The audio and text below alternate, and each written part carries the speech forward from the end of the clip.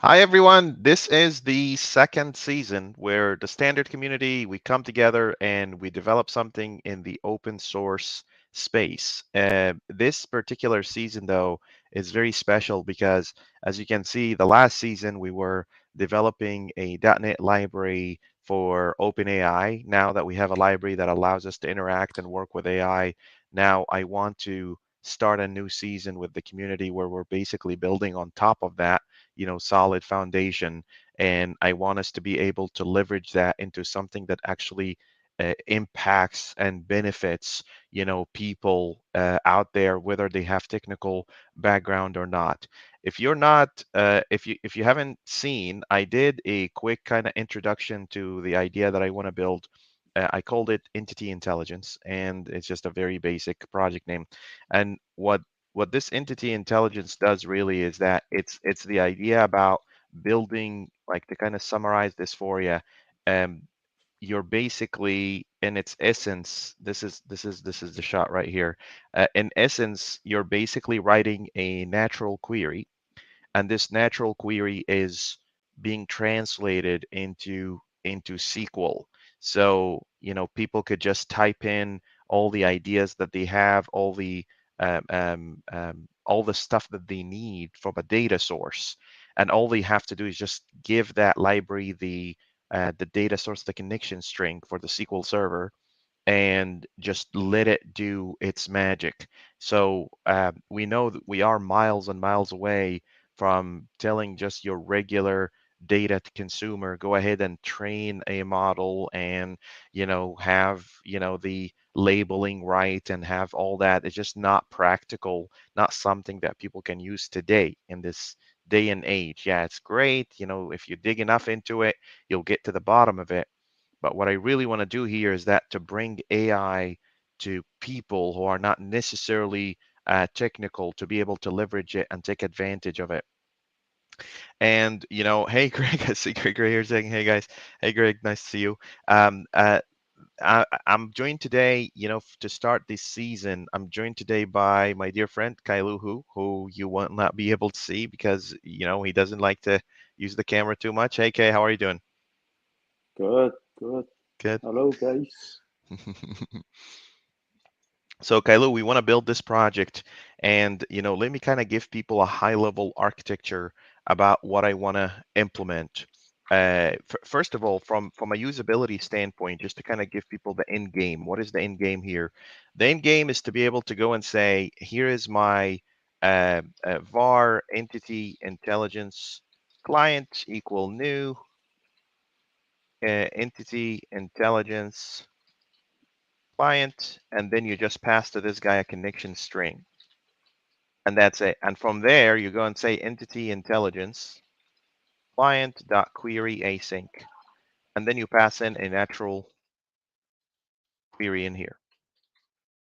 Okay. It's just very sweet and simple, right? To be able to just give people that kind of simplicity and opportunity to kind of, first of all, we're starting with the developers, right? So we're going with the developers and we're saying, okay, for software engineers out there, here's how you can leverage AI today to work with your existing data. But moving onwards past this project, we want to build a desktop application or a web application where people could actually execute that communication just by simply just like the minimum amount of knowledge. I really just want a grandma in Nebraska to be able to use this system, to be able to communicate with the system and work with the system seamlessly without having to think too much about, SQL queries or anything like that. Be able to generate reports and all that kind of stuff.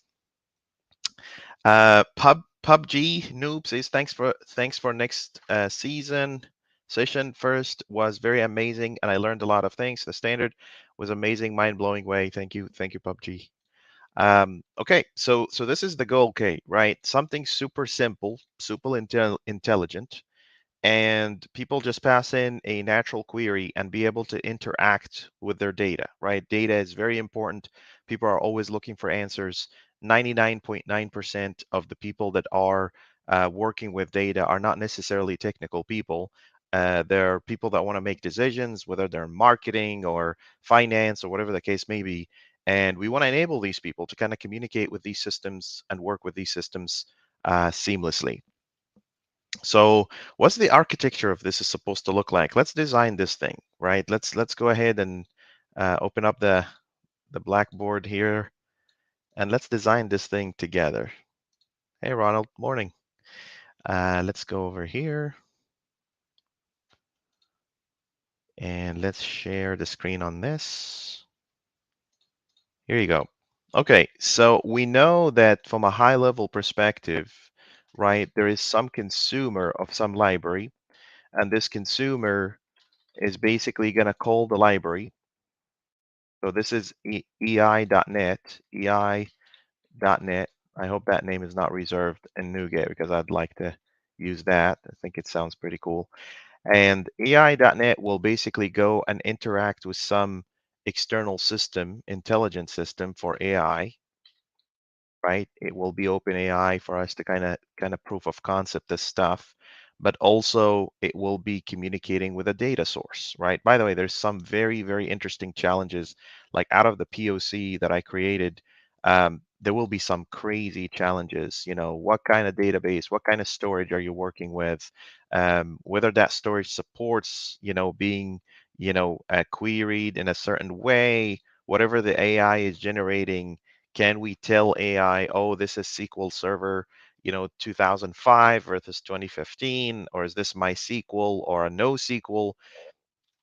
There is a plethora of craziness that are going on in this project that I just can't wait to kind of tackle with the community and be able to work with the community to bring something like that to the light. And as usual, for people who are familiar with the tri-nature theory, this is your exposure, this is your intelligence, and something out there as an API or an interface will allow people to kind of work with the system accordingly.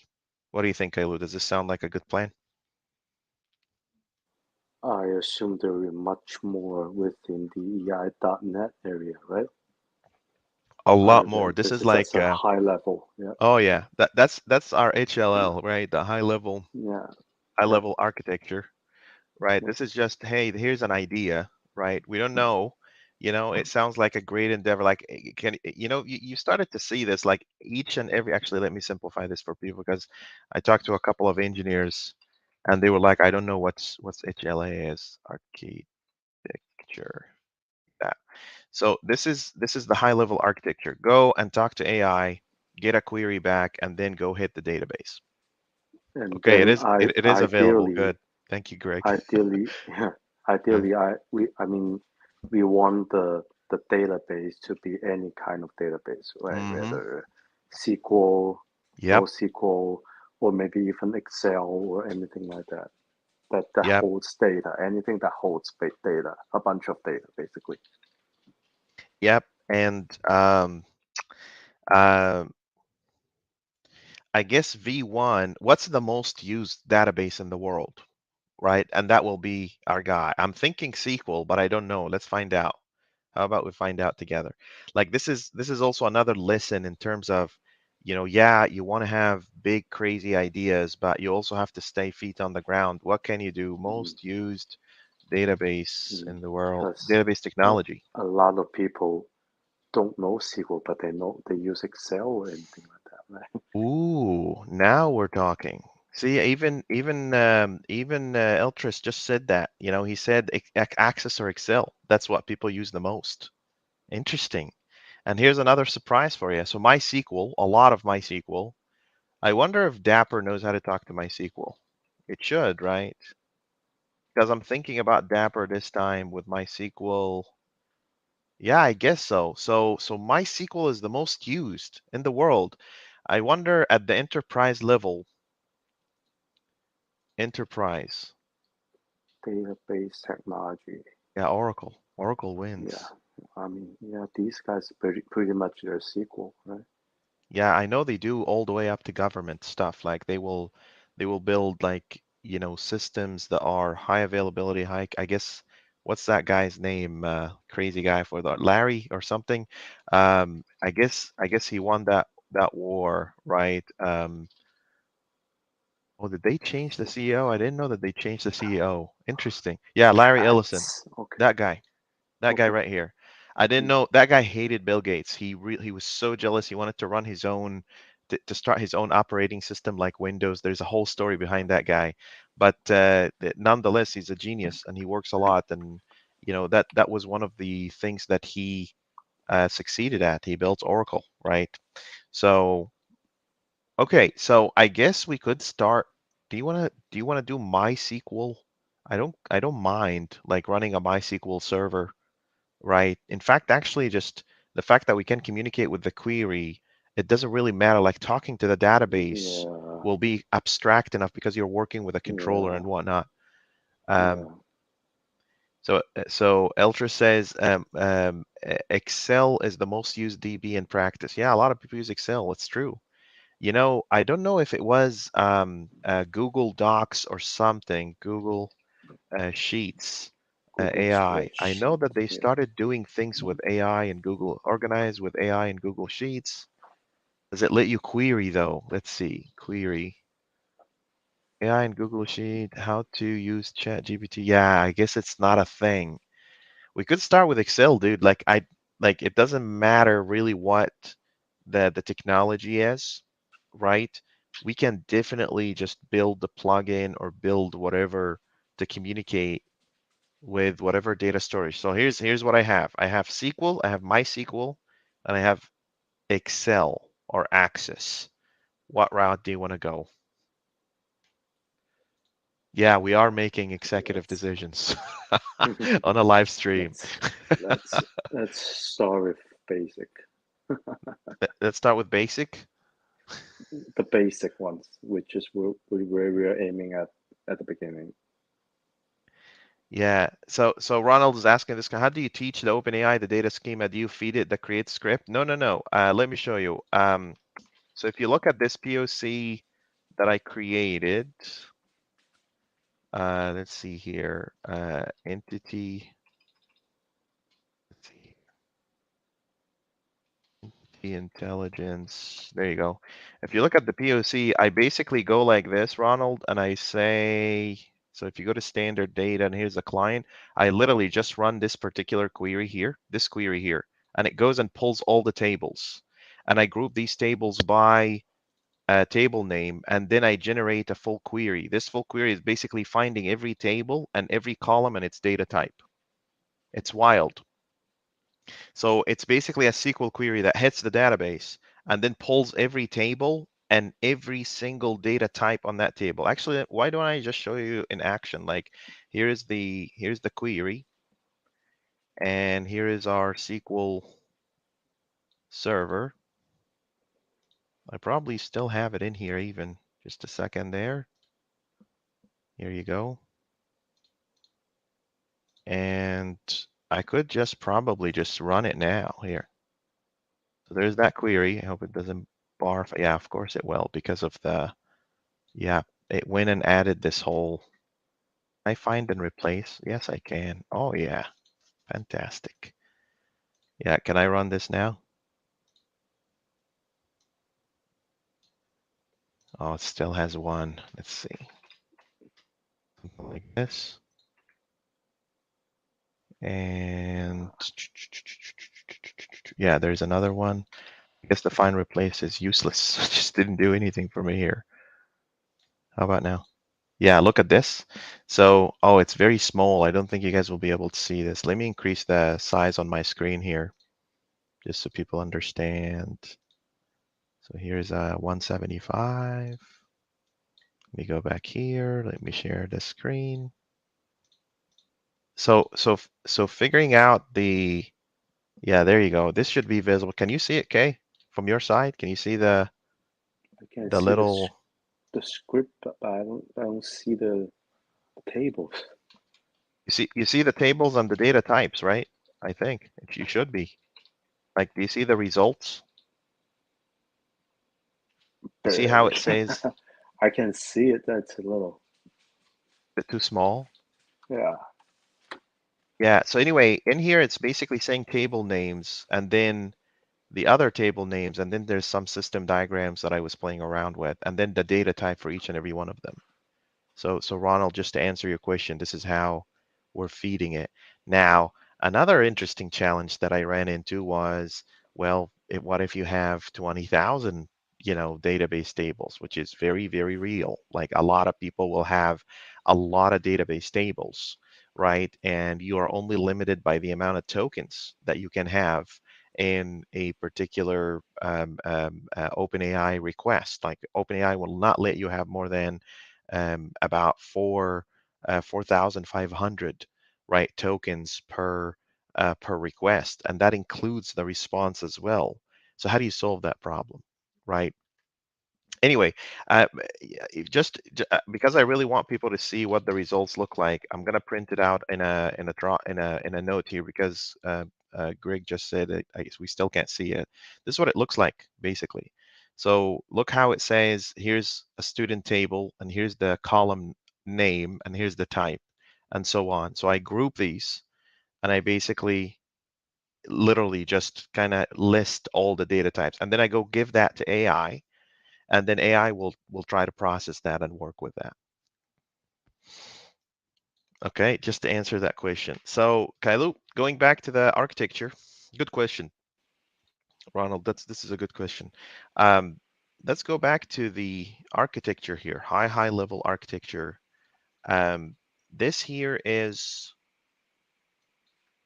the overarching kind of idea, right? And at some point in time, Kailu, I really want this to be kind of localized, self-hosted. And I have friends in little places that could probably help me with that kind of stuff. And we could kind of build a llama model for the .NET community where people could just plug and play. You could just run it and it just runs, right? Um, the reason why we need the self-hosted model is because we really need that we really need to know. Well, first of all, we can't have people dependent on API calls to do that kind of stuff. That's a big security issue, right? Because whatever data you're giving OpenAI, be like, hey, use at your own risk. But more important than this is it's just not practical. Like imagine a system that's running. You have a sales team, 400 sales team, and they're running questions all day long, and they'll be producing hundreds of thousands of queries per month, right? It's going to run people a very hefty price to kind of just run query on data that they own, right? So what if you just give them the component and let them kind of use it as is? There's a bunch of options there. There's architecture, there's subscription based, one-time payment. There's a lot of things that are included in this particular endeavor. But because this is user facing, it's really important for people to see what this actually looks like up close. Do you want to do the low level architecture for this? Okay. Yeah. Let's do it. Let's do it. So we know, let's start from the back, right? So we know that we need an AI broker. That AI broker will be basically talking to the OpenAI.net library that we built. We need that. And we know that we need a storage broker. Okay, so let's put some services on top of these. So these are foundation services. So here's our AI service, and here's our storage service, right? And this guy needs to be extremely generic, like it literally returns an IEnumerable of dynamic. It'll be very, very interesting just driving something like that. And then what do you think? We need an orchestration service, maybe? Something like Mm, that. And then uh, we would have something like entity intelligence orchestration service. So because I did the POC of this, I know that there is a little bit of data processing. So we're probably going to need to throw a couple of processing services on top of these. Trust me on that one, because I was playing around with this and I got surprised a couple of times. So here's entity intelligence. So this is AI processing service, right? And this will be the storage processing service. Cool. Is there anything else? I could not think of anything else other than these. And then in front of this, you will have the client basically. So you're basically saying entity intelligence client. We already talked a lot about how to do dependency injection and these things and all that kind of stuff. So this is very, very straightforward. What's really more important to me than anything is that people kind of see how we think about a problem like this and how we break down a problem like this. So all of these are services, right? And these services are and there are dependencies, right? In the big picture in here, that's what really lives inside of this EI.net. So this is like a zoom in kind of low level architecture for what we really are trying to accomplish in here. So let me paste that in here. So that's what we call low level architecture. And if we need to build more storage brokers, then we just need another one of these, and then build a coordination on top of the orchestration. No. We don't have to do that. Instead, I want to, so AI already knows the difference between a MySQL query or an Access query or a SQL Server query. And Mm-hmm. Dapper is already module for that. So instead of doing that, we would do something like this. We'd be like SQL.net. So that's a release. And you'll have EI dot I don't know, MySQL.net and AI.access.net and so on. So Okay. you're you're you're horizontally scaling instead of just piling everything in one Mm-hmm. place. Let's break it apart. So if people want to leverage that service for a particular database technology, let them go ahead and do it. Just like how the Okay. entity framework people did their thing, right? The entity framework folks, they basically went in and said, okay, we'll make an entity framework core, but here's a SQL one, here's an Oracle one, here's a MySQL one, here's a Postgres one, and so on and so forth. Mm-hmm. Mm-hmm. Works for NoSQL as well, right? For entity Yes. framework. Yeah. So this looks like a legitimate, I don't know why I colored the, from my perspective, this looks like a legitimate architecture because you're basically going here and saying, I want to be able to, let's just visualize this. You have the request coming in, you go to AI, you convert that into a query, and then you go hit the query in the database, and then you spit out from the other side. This is like the easiest project you and I probably have ever done. It's too straightforward, way too straightforward. But you know, the devil is in the detail, like they say, right? Yeah. The Yeah. detail here is that you'll see, like, you'll try to query like a 2000 table database, right? And AI will say, nope, I can't support that amount, right? So we end up with two routes. There's the optimization route where you go and say, okay, look at the query and see what entities are relevant to the tables that they're querying and only navigate in these, teach AI only about these pieces. Or we go the hard route, which is probably the right route, into a self-hosted, Dockerized kind of AI server service running on your local machine. But we can't ship that as a library. So that's the other challenge that people are going to have to we're going to have to think about. We build it as a service, right? But With it as an hosting. API, exactly. Yeah. Yeah, that's probably the route. So let's do this. So because this is a new project, I want to go ahead and create like a new GitHub repository for this. So gosh, I do have like 20 million of these at this point in time. So I'm going to call it standard.ai.data.entity intelligence. What do you think? Since all our libraries are going to be like standard.something.something, this looks like, what do you guys think? People watching, do you think that's a good name? Standard AI data entity intelligence. This could be the project name, but like this is like the resource name, but the NuGet package could be just EI.net or something like that. Hey Hasanov, Standard data. you know how we built What do we basically have? Yeah. How do we what do you have as the other library build? yeah, the AI other library open was AI. standard.ai.openai, basically. Okay.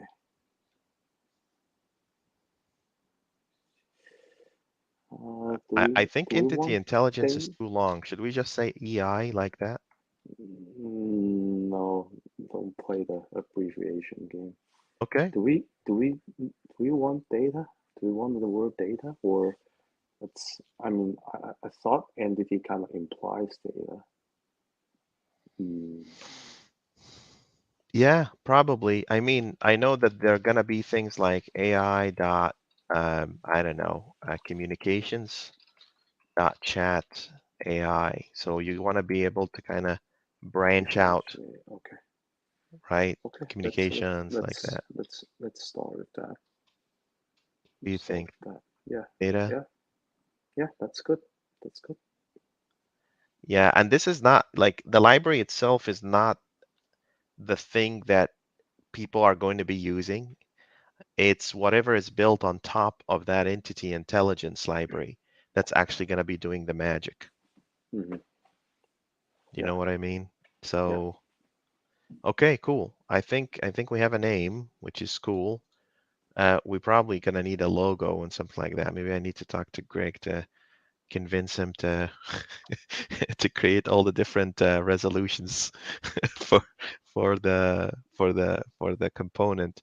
But hey, we figured out how to do things right, so that's cool, right?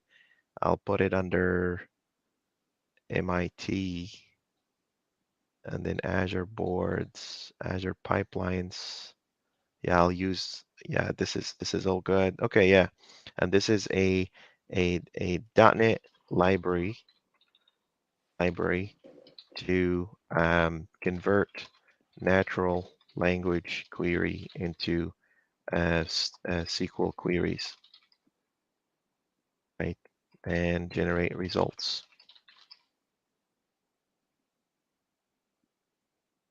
Oh, look, I didn't know this. GitHub now tells you, hey, here's a suggested name. Effective Engine. That's a terrible name. Gregory's like it grew on me. Cool. Okay. So so yeah, here's a library. You know, what you and I, this is just kind of, getting the community to think about, what we want to build. This is our new .NET library. Um, we could start tomorrow, okay, by actually building the infrastructure for this, and start kind of developing. So so I'm going to create a project for this. So this is our, let's see here, can I create milestones? New milestone. Okay, and this here, initialize, initialize um, entity intelligence project, right? So this is the initialization, and I want to create a bunch of labels. So infra, I think that's why they have these templates, right? So you can basically go and say, hey, you don't need to keep adding these labels every single time. You could just go ahead and and just copy a template and it'll do that for you. So what do we need to do here? So infra, initialize AI core. So that's one. You're going to be doing some of that with me tomorrow, Kailu? Uh, Same time tomorrow, Same or time. I'll let you know tomorrow. Okay. AI dot test Tomorrow is unit. tricky. Yeah. What about 10? Does 10 work for you? Tomorrow is tricky. I don't know. Oh, Again, not I don't necessarily know. tomorrow, but moving onwards. Yeah, that of course. Yeah. Cool. Initialize AI dot core dot test dot acceptance. Yes, right. So all of this we need to initialize. And then we also want to, gosh, there's so many of these.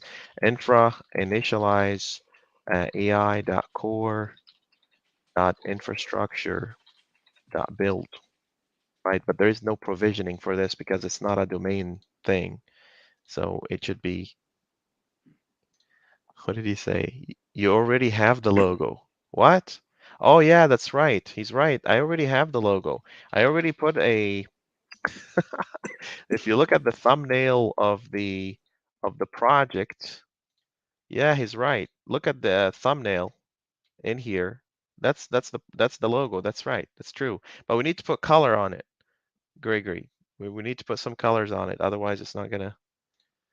It's okay. Initialize core infrastructure, build acceptance unit and core, and also we want integration. Initialize AI.core.tests.integration, integration tests. This will be also infrastructure. There you go. And then what else? And I need to update the documentation for this. If someone from the community wants to update it, please by all means go ahead, help out. This is the chance. Core, unit, acceptance, integration, and build. And I need to talk to Chris to do TUI about the whether we can have a release thing because he's been working on that part, like automatic releases to NuGet.org. I think that would be pretty cool. Anyway, I'll put all of these under a milestone of Initialize AI project, like this. And then Kailu, I need to add you as a collaborator. So let's do that real quick. Here you go. Come on, come on. Here we go. Right, and then let's add who, Kailu? Yeah. There you are. Yeah. Oh. Found you. Yeah. So that's the project. And what else do you think we're missing? I'll give Greg the logo and I'll let him update the I need to add Greg as well. I know he's going to be helping us a lot about this. Gregory Hayes. Gregory, what's your thing? GL Hayes? There he is. Cool. All right. Okay, cool. You guys are lucky because so Kailu knows, but you know, Greg and other people, if you live nearby, I'm not gonna ask. I'm just gonna go and just unplug your machine and be like, you're working with me now on this project. This is your life for the next couple of months. So that's now. So okay, what do you think, Kay? Do you think these are all the things we need? I think so. Yeah, that's pretty much. I mean, you can always add on top, right? We can always add. Yeah, let's bang all of these out. Thursday. What do you think? Thursday or Wednesday? Yeah. Yeah. Today's Wednesday. Monday. Wednesday. Yeah. Wednesday. Yeah. Hey, Tomorrow. Sergio. Morning, guys from Spain. This project seems amazing. Yes, it is. Thank you. Um, okay. Wednesday we go. Cool. Yeah. All right. And I'll try to kind of, while I'm at it, I want to also update the documentation for the project just so people know where we're headed. The project is really super straightforward, but I really want people to have at least the high level documentation of the project so you just know where things are going. So I'm just going to go up in here and go into GitHub and go in the code, create this. I'm just going to slap that in there. I love how that I can just slap the image and GitHub just knows, right? And I'm going to give them the low level architecture as well. I mean, I know it's going to evolve. Should I put the low level architecture now or should I wait until things get a little clearer? What do you think? Yeah. You should give it like when things are a little clear. Okay, I'll wait on the low level then. I'll wait on the low level. So what is this documentation? I mean, Update. it probably won't be much different, but I don't think it will, but you never know, right? mm, So here's users, Hassan, Habib, documentations, dash, add high level. I'll wait a second, and we'll have, someone needs to have start adding the series and videos and all that good stuff. But for now, and we need to add the rules. It's a new project. It's fun, right? So here's a new project. And hopefully, the one thing that I want people to kind of understand, let me answer that question first. Zia says, hi, are you guys going to be live on Wednesday? Yeah, Wednesday's Pacific Standard Time at 9 p.m. Pacific Standard Time. And every day except for Fridays, Saturdays, and Sundays, we'll just we'll just be offline. But other than that, we should be We can okay. still do Friday if nobody Yeah, has anything better to do. yeah. If time allows, definitely. Um, okay, Kay, we have a project. We're gonna kick it off. I think it's gonna be fun. What do you think? Yeah, Keep yeah. keep our hands dirty and keep the community kind of excited and learning about things, but also more importantly, and at the same time, people are just kind of starting to see how you take AI in different directions. I do Mm-hmm. really think that our foundation is not is solid in terms of standardization, but we really need to think about the diversification of technologies in terms of being able to have self-hosted models using the Llama model or something like that to kind of Mm-hmm. continue in that direction Mm-hmm. because we're going to be building a lot of things on top of that. So if OpenAI goes offline, what now, right? Mm-hmm. So we're gonna have to be more Mm-hmm. resilient than this, right? Mm-hmm. Mm-hmm. Mm-hmm. Now you're going to a direction of data, right? And Yeah. then next you may go to another direction in terms of programming languages. Oh Like yeah. I'm never some gonna run short on ideas. I know yeah, that. yeah, some languages are doing something better than others, right? So That's right. That's right. We'll see. Anyway, thank you so much for hanging out, and thanks to the people kind of joining us today. I appreciate the engagement, and let's connect Wednesday night and see how far we can take this. Thank you, Kay. Thank you, everyone. I appreciate you all. Take care.